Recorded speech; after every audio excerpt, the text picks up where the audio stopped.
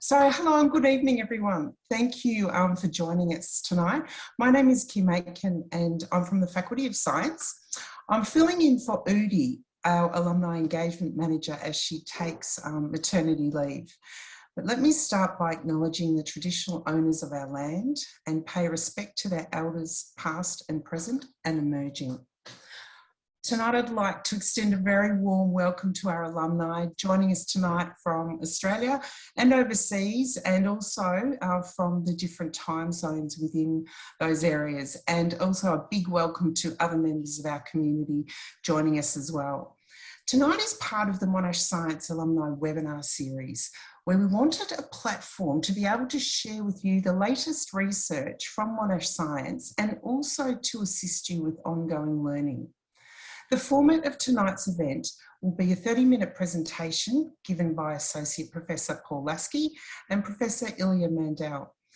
We'll then have a 15 to 20-minute Q&A session at the end of their presentation. We'll be taking questions from the Q&A function at the bottom of your screen, so please feel free to submit your questions through this channel. It's now my pleasure to invite Professor Michael Morgan, who is the head of our School of Physics and Astronomy, to commence the webinar. Michael will be providing an overview of the school and will also be facilitating the Q&A session at the end of the presentation. So I'll hand it over to you, Michael. Thank you very much. Thank you, Kim, and welcome everyone. I too would like to acknowledge the people of the Kulin Nations on whose land we're gathered today, and I pay my respects to their elders past, present and emerging, and especially welcome any colleagues and friends who are Indigenous colleagues and friends. Well, look, I might just give a brief overview of the school.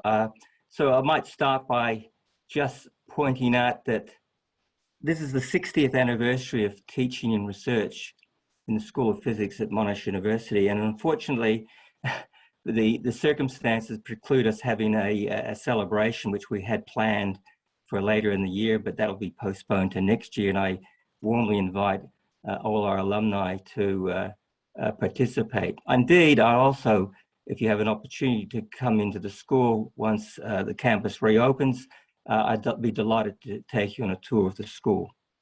So just very briefly, the school's been around since 1961, when the inaugural chair of the department, Professor Robert Street, founded the school, and I'm the current head. And the school is really very, very active. It includes many branches of physics and astronomy. And so we have a whole range of research themes, one of which we're going to talk about tonight, new windows on the universe, and even particularly within that theme, we're going to talk about gravitational wave astronomy. But we cover everything from A to Z in the school in terms of research. A, astronomy, astrophysics, atom optics, all the way through to X-ray science and zeptoscale physics, where the zeptoscale is 10 to the minus 21 meters, which is the scale of the Large Hadron Collider associated with particle physics, which is one of our active areas of research. We're particularly proud of the trajectory the school's taken. So in the last few years, we've just done remarkably well in all of the independent audits of our research. So the Excellence in Research for Australia, or the ERA, has a rating between 1 and 5, and we're ranked 5, the highest at all our research activities, and also one of the few departments of physics in the country that is also ranked highest for the impact of our research. So it's a highly intensive, research-intensive department, and you'll hear a little bit about some of the work we're doing in gravitational waves tonight, but there are many, many other areas of physics. And again, I warmly invite you to contact me if you want to find out more details or to organize a tour of the school at some point in the future. Just to give you one brief indication of just how active we are, here's just a few of our research initiatives. And you can see we're members of a number of ARC Centers of Excellence, including the one which is relevant to tonight's talk, which is the Center of Excellence for Gravitational Wave Discovery. But we've also got centers in high energy particle physics, astrophysics, materials, electron microscopy, nanofabrication, and so forth and so on. So it's a really vibrant school, and it's one that's built on decades including yourselves who are alumni of the school, we're building on that and developing that legacy. Right. Enough of that. I could go on for hours talking about the school, but I won't, because Kim has told me I can't. So I'm going to just jump straight into tonight's talk. And so we're going to be talking about gravitational wave astronomy, and our two speakers tonight are Associate Professor Paul Lasky and Professor Ilya Mandel. Very briefly, a few words about each of them, and they've got stellar records. Paul joined the school in 2016 as a lecturer, and just recently he was promoted to Associate Professor. He's an ARC Fellow, Future Fellow. Recently he was also awarded the Pawsey Medal of the Australian Academy of Science. His research spans gravitational waves, Einstein's theory of general relativity, pulsars, binary black hole mergers, neutron stars, and a number of other things. So I'm sure Paul will tell you about those in the course of this evening's talk. Ilya, so Professor Ilya Mandel joined the school relatively recently, only in not 2019. Before that, he was Professor of Astronomy or Astrophysics in the UK, and he has an illustrious career, including a PhD from Caltech, where his PhD supervisor was none other than Kip Thorne, who was one of the architects of Ligo, the Laser Interferometry Gravitational Observatory that you'll hear about tonight. And Kip went on to win the 2017 Nobel Prize. So we were really delighted to be able to attract Ilya to Monash, and he, with Paul and a number of other colleagues, form an extraordinarily strong group of astrophysicists conducting research in the foundations of general relativity, the applications of gravitational waves as a new window on the universe to probe all kinds of astronomical events, including extreme events, some of which Paul and Ilya will talk about tonight. So enough of that. Let's get on to the talks. So I'll invite Paul to start, and thank you. Thank you very much, Michael. I'm just going to share my screen and get my slides up.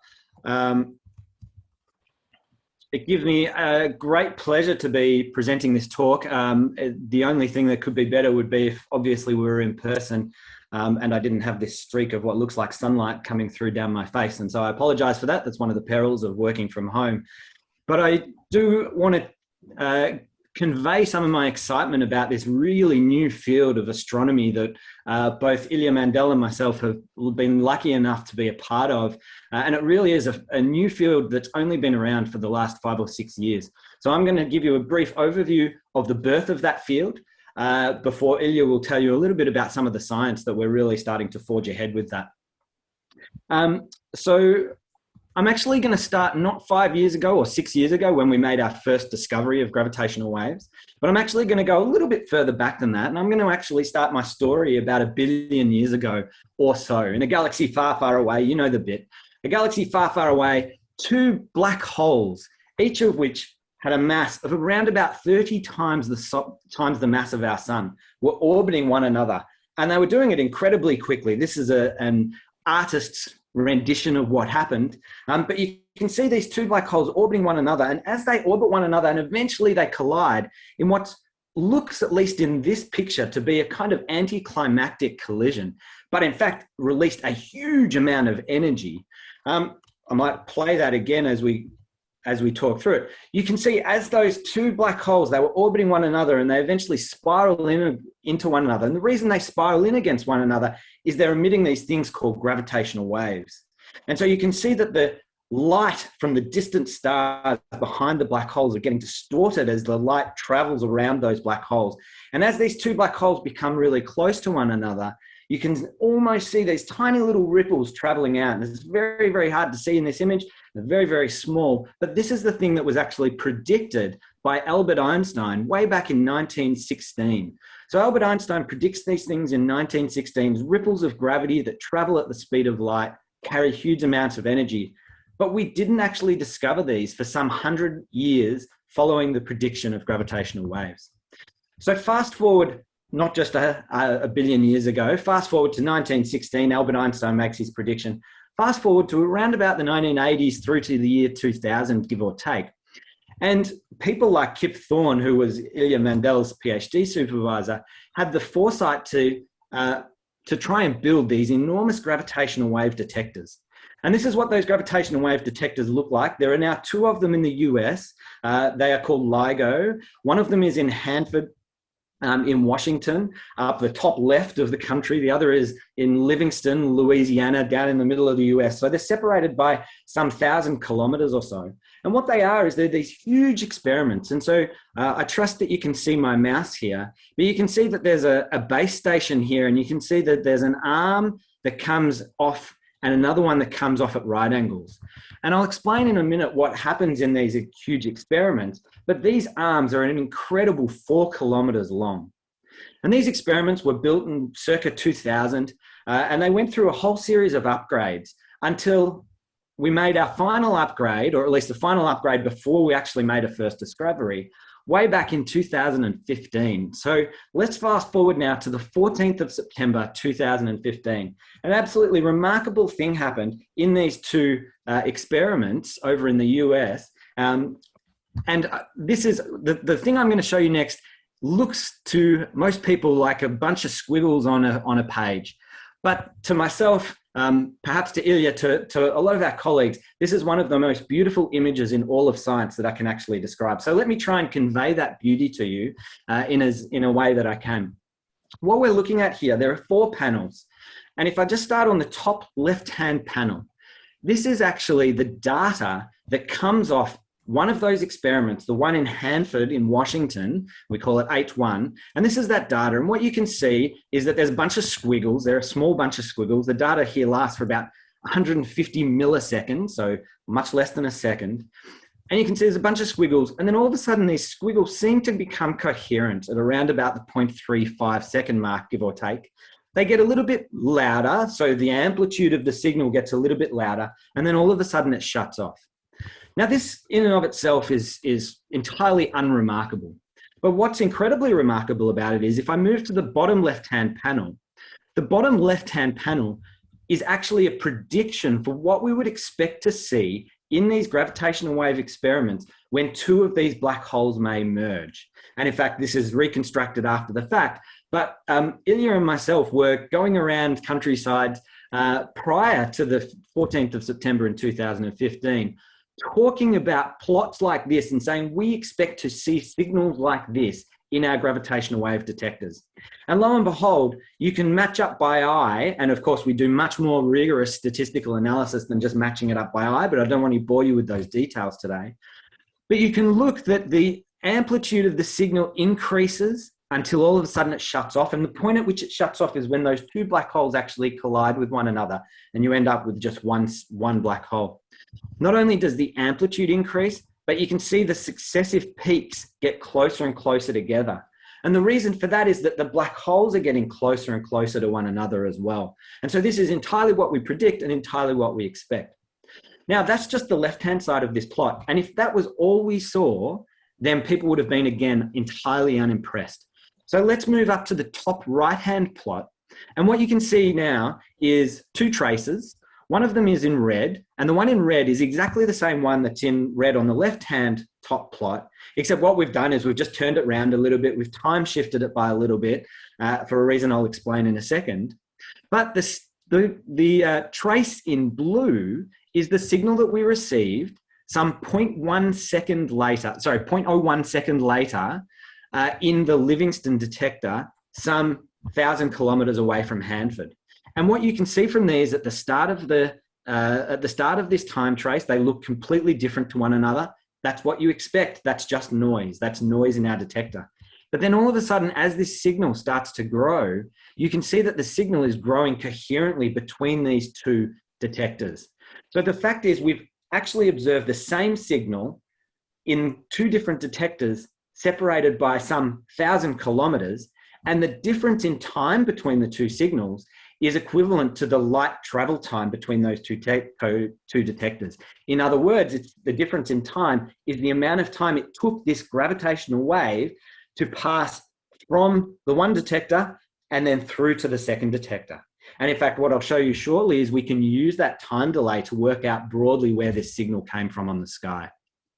Now, again, I claim somewhat independently that this is one of the most beautiful images in all of science. The Nobel Prize committee agreed with me on that. This was a discovery in 2015, and the Nobel Prize for Physics was awarded to Kip Thorne, Ray Weiss, and Barry Barish in 2017, which I believe is the quickest ever awarded Nobel Prize for Physics. And it was for the discovery of gravitational waves, which is exactly this measurement.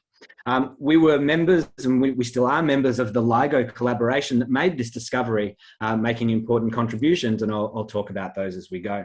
But allow me to just take a second to talk about what these experiments do.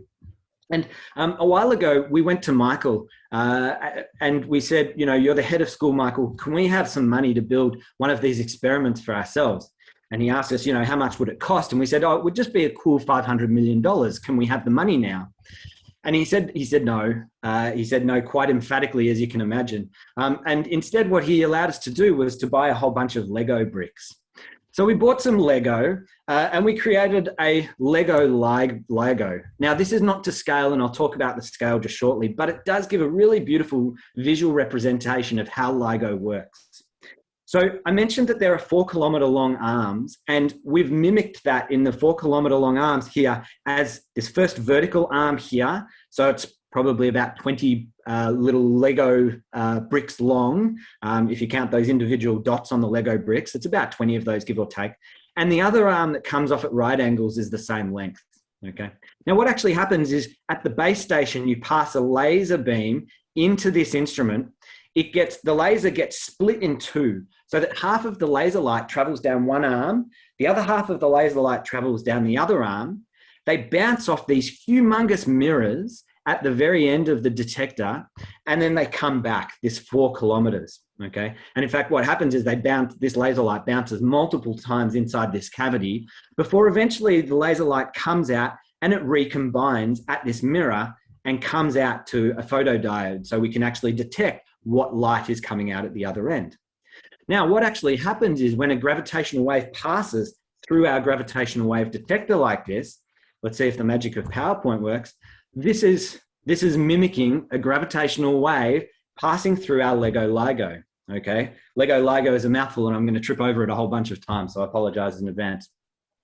But so what you can see is that as one of those arms gets extended, the other gets shrunk and vice versa. So these laser light traveling through each arm allows us to tell how far or how long each arm length is in relation to each other arm length.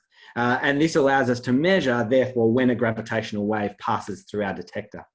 Now, you can ask the very simple question, if a gravitational wave was this big, why did it take us 100 years to detect gravitational waves after they were predicted? And of course, this is a big exaggeration. So allow me to do a little bit of maths, and I'm going to do this super quickly, but what we measure in a gravitational wave experiment is this quantity called delta L over L. And delta L is the change in length.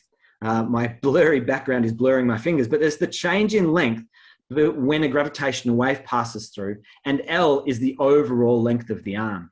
So in this case, in Lego Ligo, the overall length of the arm, L, would be, say, this 20 bricks, and the change in length would be about 4 bricks. So it would be 4 divided by 20, about 1/5, give or take.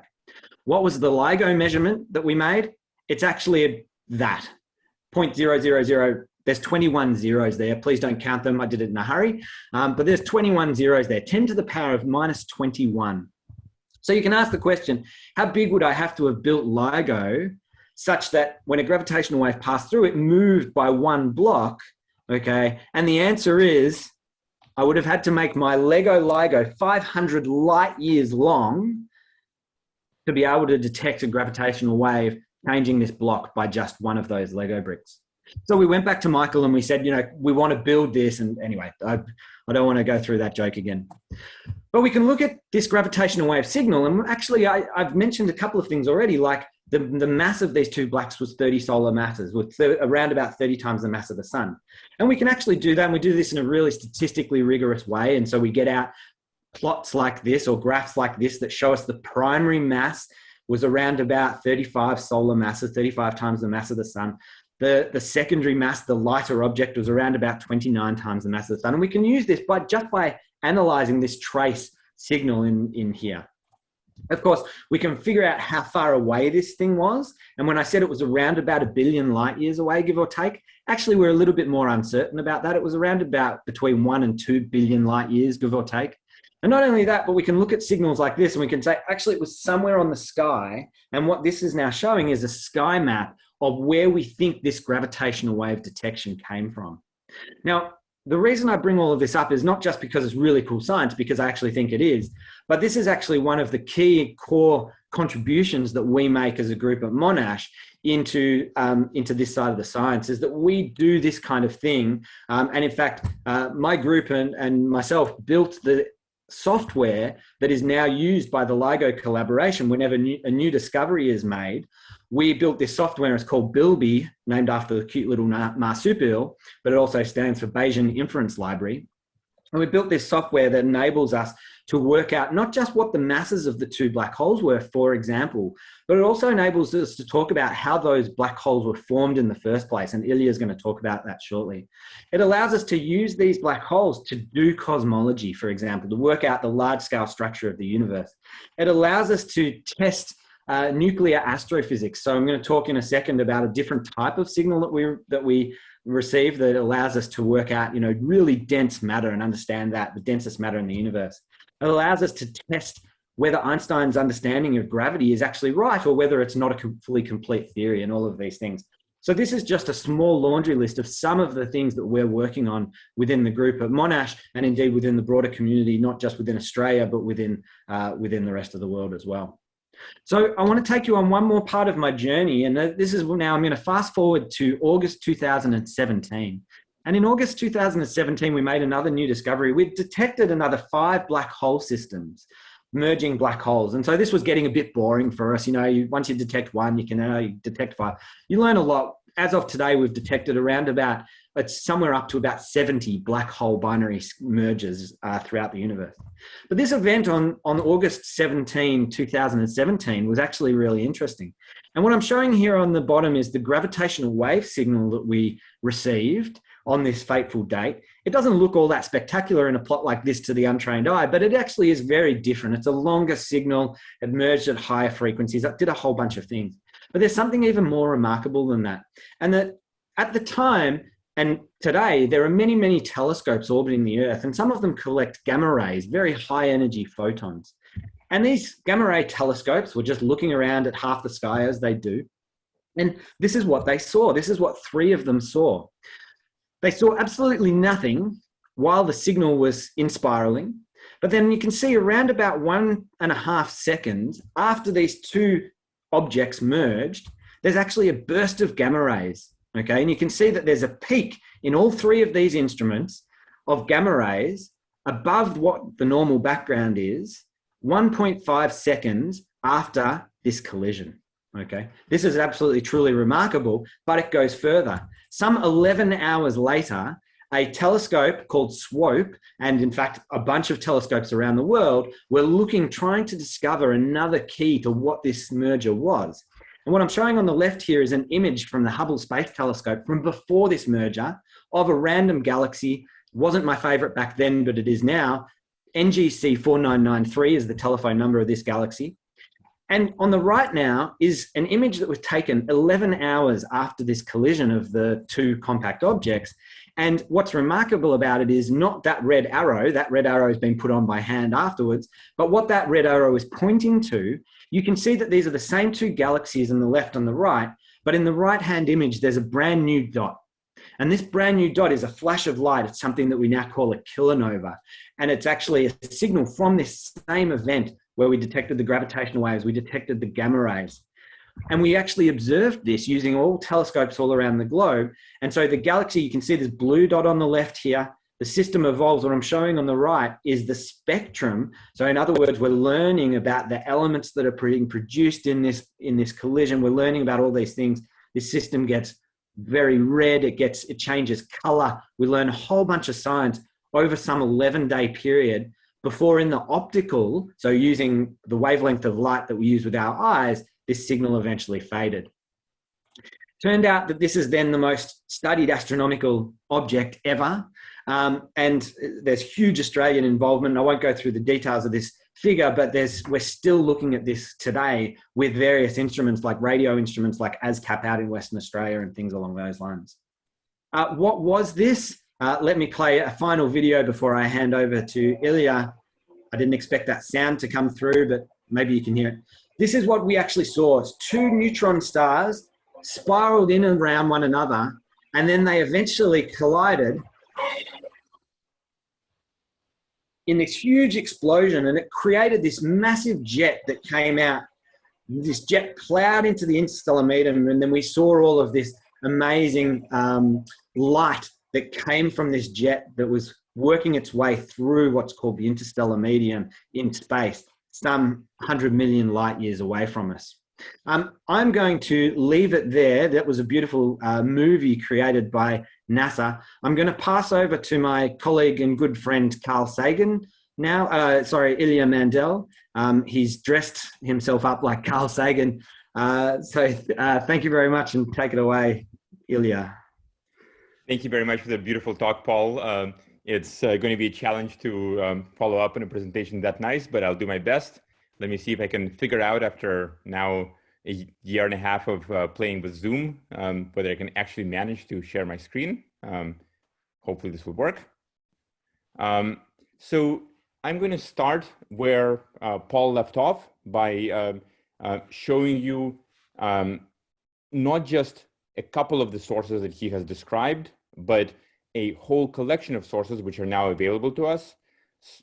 By the way, those of you who can count very quickly might notice there aren't quite 70 sources on here. That's because Paul is a member of the Ligo collaboration and therefore knows all of the latest and greatest, whereas I'm no longer a collaboration member. And so I lag a little bit behind in terms of my knowledge of the most exciting recent sources, but that's okay. I'll get back at Paul in a moment by telling you the LIGO secret handshake. For now, though, what you're seeing here are the observed masses of the systems that have merged and emitted gravitational waves. In blue are the merging binary black holes. So you see that for all of these blue, they actually look like blue triplets because there are two black holes coming together and forming another more massive black hole whose mass is roughly equal to the sum of the masses of the two merging black holes minus the roughly 5% of the mass energy which is lost in gravitational waves. There are also a couple of merging double neutron stars on the bottom over there in orange, and even a couple of merging mixed neutron star black hole binaries highlighted where one component is orange and one is blue. There are also, for comparison, a few X-ray binaries, black hole X-ray binaries shown in purple, where the black hole masses have been measured dynamically. These are not through gravitational wave observations, but through regular electromagnetic observations, a star orbiting a black hole, and towards the bottom, some neutron stars in yellow, most of them observed as galactic radio pulsars. Now, the beautiful thing about having not just a few observations, but by now tens of observations, and in the near future, hundreds and even thousands of observations, is that it allows us to do very different kinds of science. We can start doing science with populations of sources. And this was actually the reason why I left the LIGO collaboration, is to have more time to explore the kinds of scientific questions that we can try to address by looking at not just individual systems, but populations of systems. And Paul has already very nicely touched on some of them. So these include fundamental physics, such as understanding the interior of neutron stars. By the way, if you think that that's not very exciting, one thing that may get you a little bit more excited is that probably a very significant fraction, if not most, of the gold in the universe comes from the mergers of two neutron stars. So the beautiful explosion that Paul showed includes a component called the kilonova, which is powered by rapid nucleosynthesis and subsequent radioactive decay of the results of rapid nucleosynthesis. And that rapid nucleosynthesis in particular is responsible for the production of most of the gold in the universe. It of course, gravitational wave observations allow us to test gravity and test gravity in regimes which are really not accessible in any other way. So is general relativity really the correct theory of gravity? How does gravity behave in these very warped dynamical spacetimes? And we have the opportunity to explore cosmology, the very history of the formation of structure of the universe and of the universe itself. But the topic that I am particularly interested in is astrophysics and stellar astrophysics and what gravitational waves are telling us about the evolution of stars.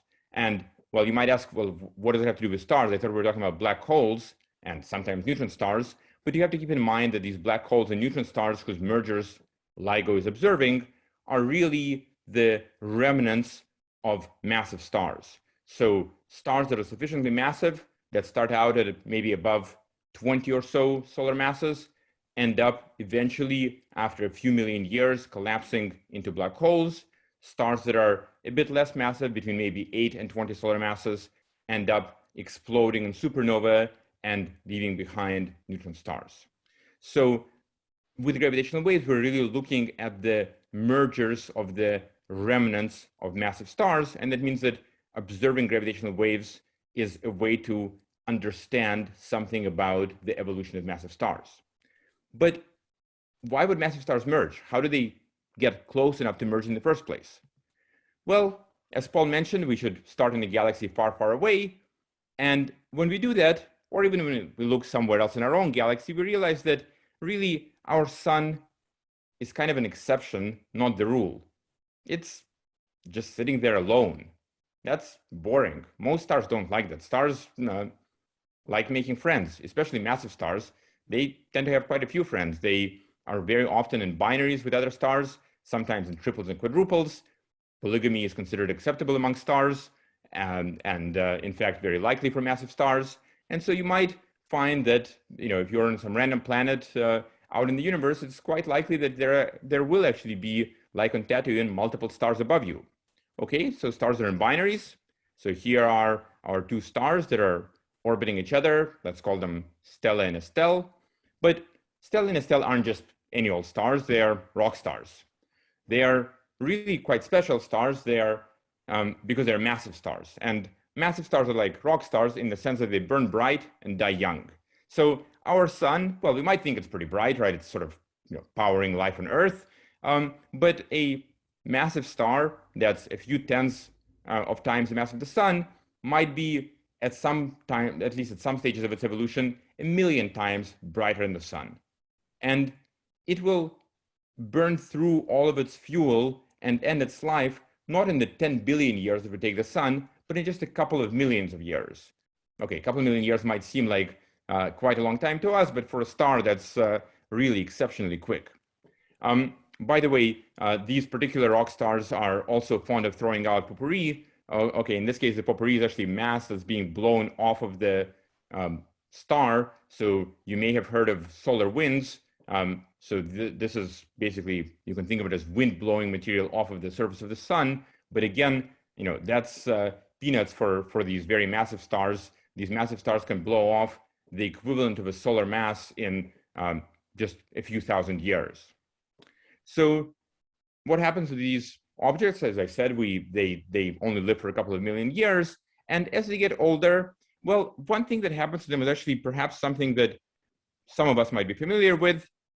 As we age a bit, especially during a time like this when we're not getting enough exercise, we might have to loosen our belt by a couple of spots. Well, stars do that too. As they age, they also get a little larger, but remember, these are pretty exceptional. They kind of take everything to an extreme. And so whereas, we might have to loosen our belt by a couple of centimeters, the stars loosen their belt by, maybe a factor of 100.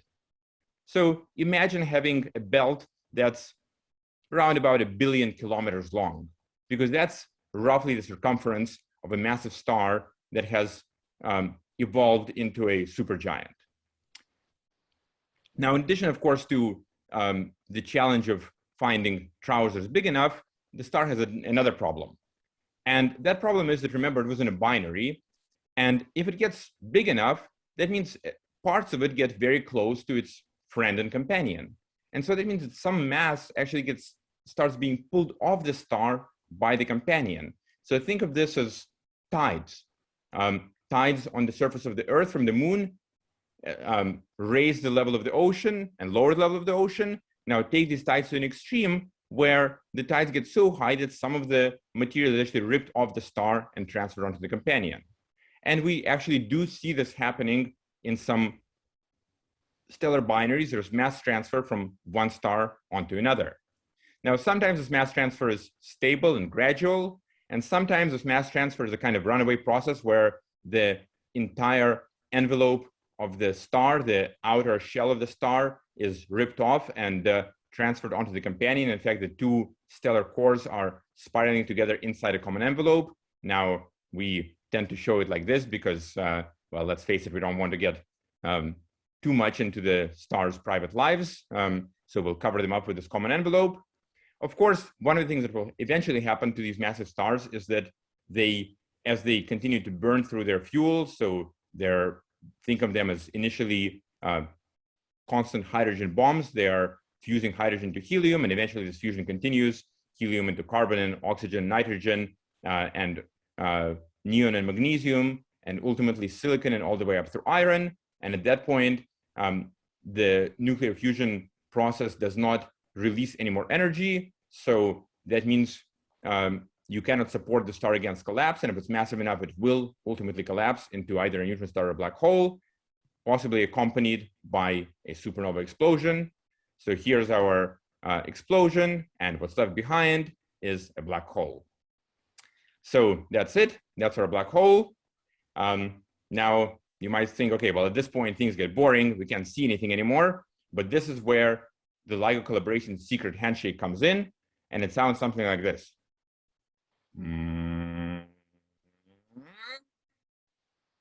That was a chirp.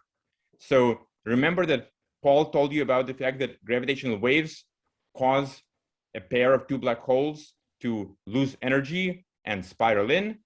As they spiral in, of course, the orbital frequency is increasing. Their interaction becomes stronger. So the amplitude of gravitational waves is also increasing. And you hear this characteristic chirp with an increasing amplitude and increasing frequency. And in fact, probably the overall frequency that I just tried to play out for you as this LIGO collaboration secret handshake is really not that different from where LIGO is observing these sources. So they're typically being observed in the audible band. The give or take best sensitive frequency of LIGO is around about 100 hertz. So that means that I've told you a little bit about how these stars evolve, how these binaries evolve. Now, it turns out there are some challenges with how to actually get two black holes close enough for gravitational waves to take over and allow the binary to merge sufficiently quickly. And that's one of the things that my students and postdocs and my collaborators have been working on. And we and our colleagues have developed several different potential scenarios for how these massive binaries might come to merge and be detected by LIGO. And of course, the LIGO observations are now allowing us to trace things backwards and figure out, okay, so given what we have observed, given the properties of not just individual systems, but the whole population of systems that LIGO has seen, what can we learn about stellar evolution? What can we learn about supernovae? What can we learn about mass transfer? And this is a little bit like paleontology. So if you think about a paleontologist, she might only see this skull, fossilized skull of a dinosaur that's shown on the right here, but using her knowledge of anatomy and physiology and so on, she can figure out from this what the dinosaur would have looked like, how it behaved, whether it was a carnivore or a herbivore, if it was a carnivore, how it hunted and whom it hunted, and so on, all from the remnants. That's kind of what we're trying to do. So the game that we're playing is and our team is called COMPAS, Complex Object Mergers, Population, Astrophysics, and Statistics. We're trying to play a very similar game. We're taking to these final stages, these remnants of massive stars, and we are trying to turn the hand of time backwards and figure out how these binaries and these stars behaved long before they merged and emitted the signals that LIGO is observing. And with that, I've come to the end of the presentation, and so I think now Paul and I are ready for your questions. Thank you. Thanks, Ilya. Thank you, Paul. We have a few questions already in the Q&A. Let me just start. Peter Sommerfield's asked a very good question. Given the very tiny perturbations in the LIGO instruments required to produce the data you're reporting on, how do you ensure that the precision is sufficient? And how do you separate out the inevitable noise consequent to these instruments being based on a geologically active planet? So it's about how the hell do you know or trust the data? Paul, you want to go ahead? I can go ahead, sure. That's a great question, Peter, and a lot of research and a lot of time gets spent on this exact question. So there's multiple aspects to it, and I'll just want to give a little bit of a taste to it. Specifically, you asked the question, geographically active. Absolutely, that's a huge problem for us. So the fact that there are tiny amounts of movement in the Earth's crust, for example, hurts our instruments, and it really is, they do come up as things that look like gravitational wave signals. As an extreme example of this, many hundreds of kilometers away, when ocean waves hit the shore, we can actually see that in our experiments. They are that sensitive. But one of the keys to this is that when you have two experiments that are separated by 1,000 kilometers, and in fact, one experiment we didn't mention, there's another one in Italy near Pisa, which is called Virgo. So we have 3 experiments separated across the globe. And what we're really looking for is the same signal appearing in the data at the same time, or at least just separated by that light travel time. And when we have that, we have confidence, and we can statistically say that this is a gravitational wave signal. Now, it's worth absolutely saying that as an example, to try and mitigate against geological activity, that's quite low frequency noise. And so we have a series of pendula. And so in fact, the LIGO mirrors each have a mass of around about 40 kilograms. So they're incredibly heavy, but they're hung by tiny threads in a 4-stage pendulum. And the reason for that is when there's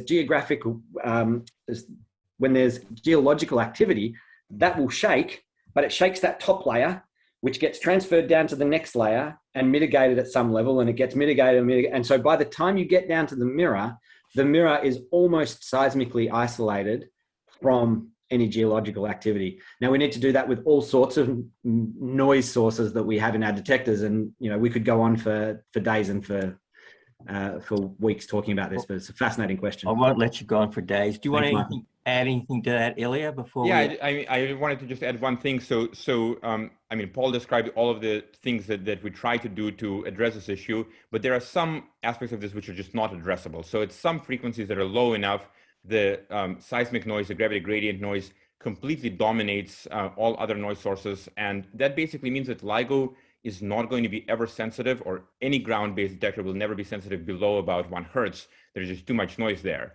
That actually limits the kinds of sources we can go after. So that means that LIGO is pretty good at looking for mergers of neutron stars. It's pretty good at looking for mergers of black holes with the masses of a few tens of solar masses. But for example, it's completely rubbish at trying to look at mergers of the kinds of very massive black holes that sit at the centers of galaxies that weigh in at millions of billions of solar masses.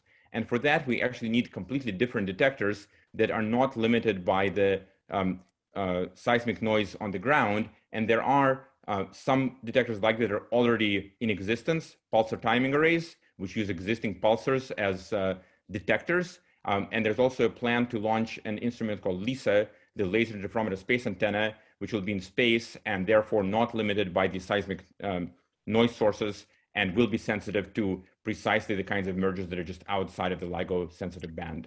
Okay, thank you. We've got lots and lots of questions. I'm just going to go through them in the order they've come in. So Fiona's asked, are there different gravitational wave signatures that can be attributed to different types of stellar events? Paul. This is a great question, Fiona. And Ilya's already hit on that if you have a supermassive black holes colliding, then the gravitational wave signal will be much lower in frequency. There's other types of things. If a star goes supernova, so a isolated star is sitting there, it runs out of nuclear fuel, it collapses in on itself before exploding out in a huge explosion, we get a different type of gravitational wave signal that we can potentially detect with LIGO. The signal looks different. It doesn't look like the chirp that Ilya sung beautifully during his presentation, but it looks different. And so there's a few different types of signals like that that we actually go after. Excellent. I'm just going to skip down because there's one that's actually relevant, which is, you've almost touched on it. So what additional or different information can space-based detectors provide compared to ground-based detectors? So we've just talked about LISA. What sort of things are you going to detect with a space-based detector relative to a ground-based?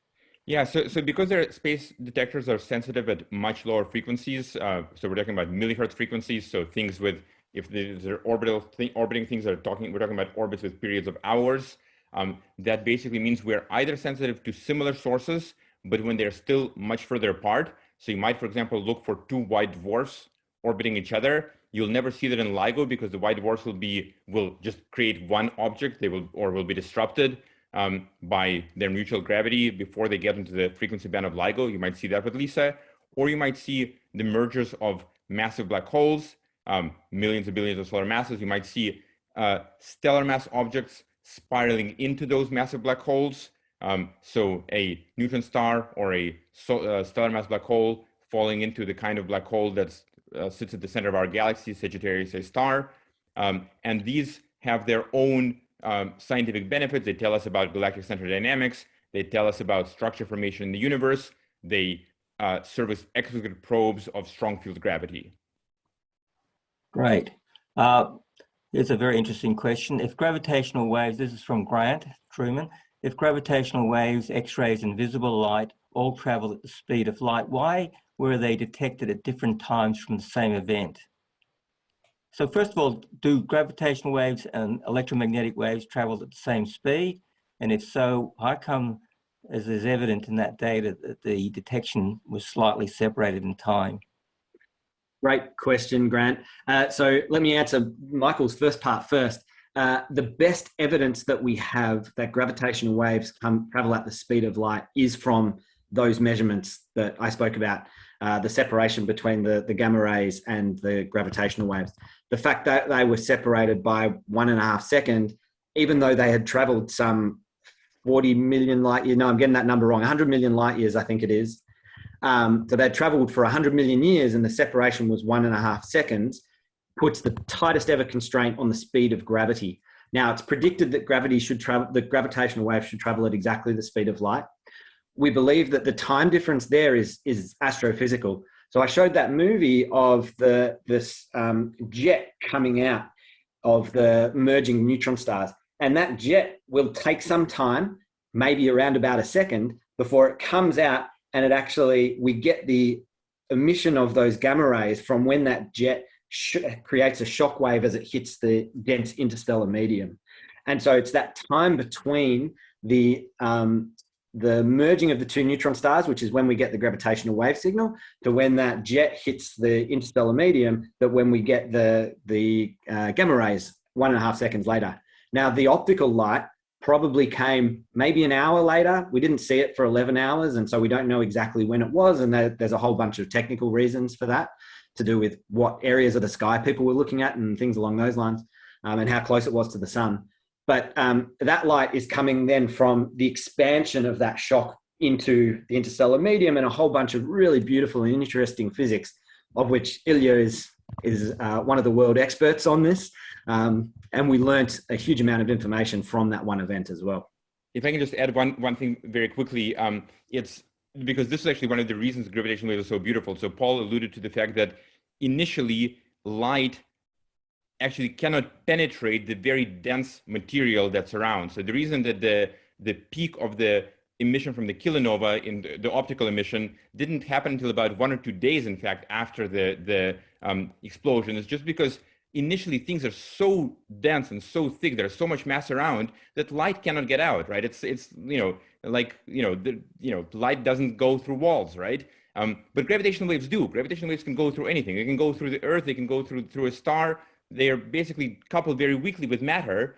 And that, of course, makes them very difficult to detect because they also couple very weakly with the detectors. But the beautiful thing is that means, in principle, at least, we can probe the very earliest universe with gravitational waves, because basically the first 300,000 years, no chance of probing it with light. The universe was so dense and thick that no light could have gotten through it. But you can look in gravitational waves, at least in principle, all the way through to the first second after the Big Bang. Now, whether that's actually doable in practice is a separate question, but at least gravitational waves can act as these fantastic probes of the universe, which is completely opaque to light, literally. Thanks, Ilya. We've got lots and lots of questions. I want to get through as many as I can. So here's a quick question for you, Ilya. Do gravitational waves mean that we're any closer to confirming the existence of gravitons, the quanta that mediate the gravitational field? Not in a direct sense, because the gravitational waves that we're observing are still very much in the classical regime. There are many, many billions of quanta in these gravitational waves that LIGO is observing. So I think it's going to be a very long time before we can actually get to the quantization of gravity through these kinds of observations. Right. Good. Let me think. There's so many questions. What advances do we think we need to increase the sensitivity of LIGO? I'm going to take that, and that's a great one because I'm going to give a political push as well.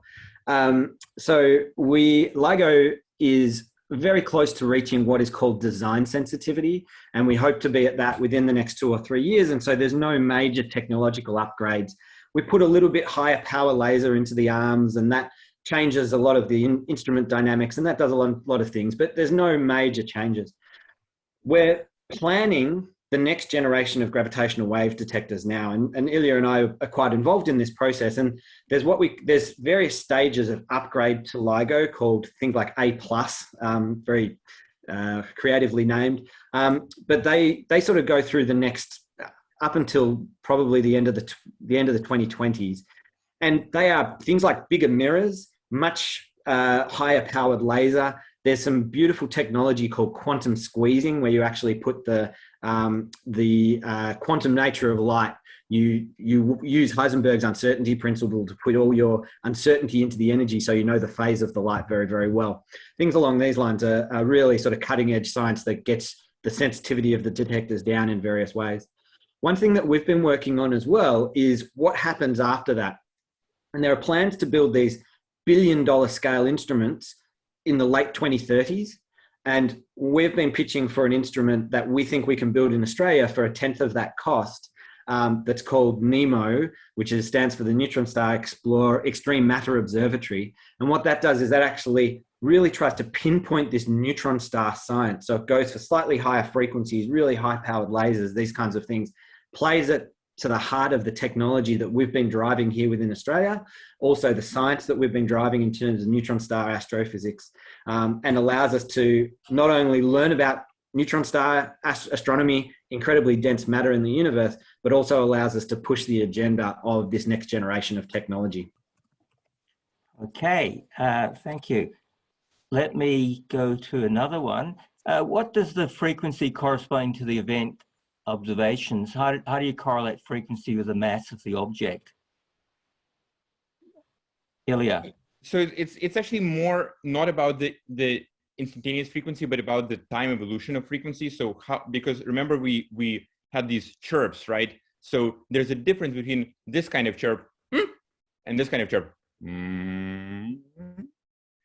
And if you have a fast chirp, that's a massive signal. And if it's a slow chirp, it's a low mass signal. And so essentially the rate of evolution of frequency, but also sometimes little kind of oscillations in the amplitude or the frequency on top of that's really what carries most of the information about not just the masses, but also the mass ratios and even the spins, the rates of rotations of the two objects. Okay, good. This one is from Nigel. It basically is a little bit similar to the LISA one. So if we put a telescope in space, is there a benefit to having 3 orthogonal arms as distinct from 2 orthogonal arms on a terrestrial-based observatory? Ilya. Sorry, actually, I'm going to, I apologize. We started typing an answer to your question and I missed the question. So Paul, do you want to take that one? I'll take this one. So this has been somewhat explored to have 3 perpendicular arms, so you can have one coming out the other end. It's expensive to do wherever you do it. Obviously, in Earth, to dig 4 kilometers down or go 4 kilometers up is really hard. There are, instead of thinking about 3 orthogonal arms, you can actually, and the LISA space telescope that Ilya was talking about, and one of the 3rd generation ground-based telescopes called Einstein telescope, instead of being 3 orthogonal arms, they're 3 arms each at 60 degrees to one another. So they form a triangle. And what you end up with is not 1 experiment in it, but you end up with 6 experiments through the arms of the triangle. And so you can set up your interferometers in that way. That gives you a lot of added benefit, and reduced cost as well. Okay, what is the maximum range of distance that Ligo has detected a signal from, and how has the setup been improved constantly to detect further events? So Ligo has seen signals out to almost a redshift of 1. So that's about 5 gigaparsecs away. So 15 billion light years away. The improvements are coming in a variety of ways. So the detectors are, the seismic isolation is getting better. Detectors are actually using some very sophisticated quantum technology to overcome the Heisenberg uncertainty principle, essentially, and reduce the amount of quantum noise. The laser power is increasing. There is increasingly better thermal isolation of the mirrors to avoid the high laser light incident in the mirrors from distorting the mirror shapes. So all of these things are being constantly improved as detectors are going to future generations, as Paul very nicely described. Okay, this is a good question from Linda. How do you coordinate working with telescopes in the electromagnetic spectrum to get information about the source? In fact, you sort of showed a slide earlier where you thought you could see where the gravitational wave event was, but it was a very big slice of the sky. So how do you coordinate the electromagnetic spectrum observations with the other observations? Yeah, that's a great question. And look, the slide I showed that involved that sky map, that was actually one where we had very bad localization. So for the binary neutron star merger, we had about 30 square degrees on the sky, which is quite small. And so it's considerably smaller. The coordination of this is a huge global effort, and it's actually remarkable. It's really beautiful. So the LIGO and Virgo collaboration, when they detect something in their pipelines, they run the data analysis. A very crude initial data analysis is run in real time. So the data comes off the detectors, goes straight through the pipeline, and if there something that looks like a signal, it goes flag signal, and it sends out what's called a GCN notice, a global coordinated network. I've possibly got that wrong. And this GCN notice goes out to anyone who subscribes. And so it's people who have telescopes, and they get this, and it tells them the coordinates on the sky of where to look. It'll tell them that area region, and they'll then take their telescope and look. Now, this also works in reverse in the sense that when telescopes detect something that may be detected in gravitational waves, they'll tell us, and we can dig back through the LIGO data.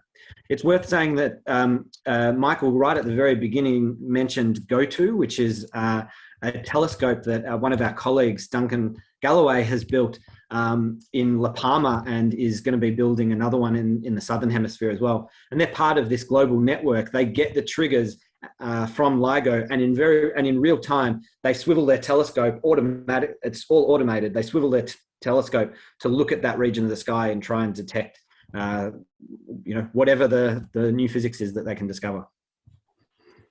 Right. What happens when 2 galaxies merge? Do the supermassive black holes at the center start to swallow the galaxies? They don't swallow the galaxies, but they will swallow some of the stars. actually, supermassive black holes are always following stars, but not that often. Roughly one star in every 100,000 years or so makes a mistake of wandering too close to a supermassive black hole and gets swallowed by it. And that's actually a really beautiful phenomenon called a tidal disruption event. That's very interesting in its own right.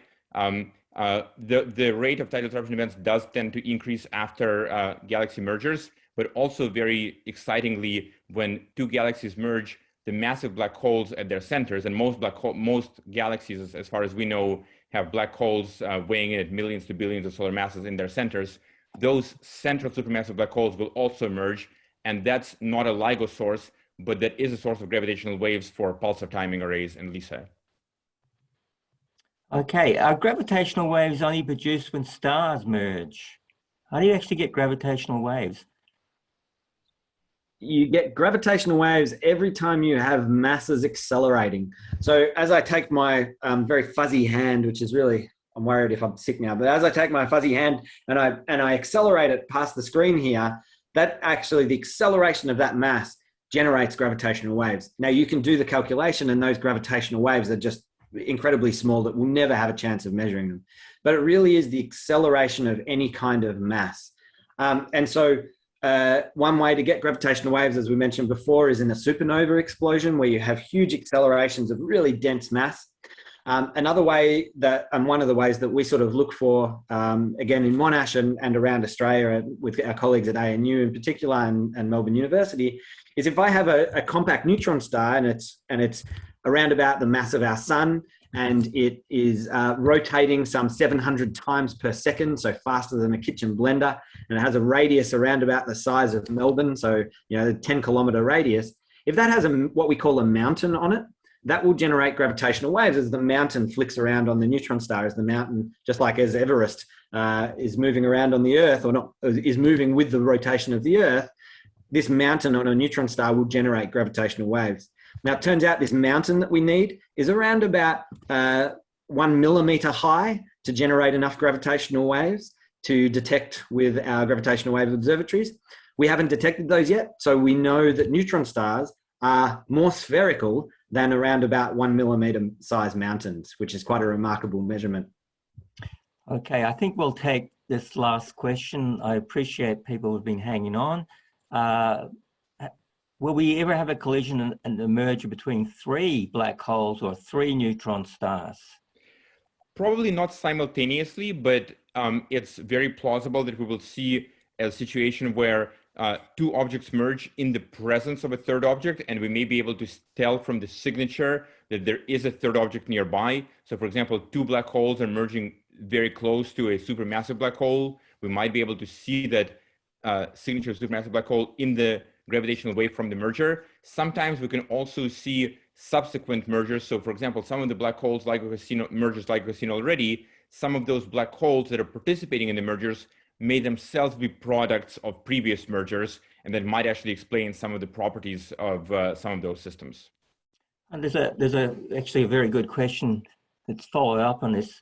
If the movement of any object generates gravitational waves, where is the energy from? For example, if we move our hands and generate minute gravitational waves, where is the equivalent energy from? Since in a stellar merger, it's from the mass energy. So where does the energy come from to generate gravitational waves? Before you answer that, could you just put it in context just how much energy was generated in the binary merger of those 2 black holes back in 2015? Yeah, so you can, of course, hopefully we know that Einstein told us that E equals mc squared, which means that energy is the equivalent of mass multiplied by the speed of light squared, and the speed of light squared is a very big constant. But you can convert between energy and mass in that way.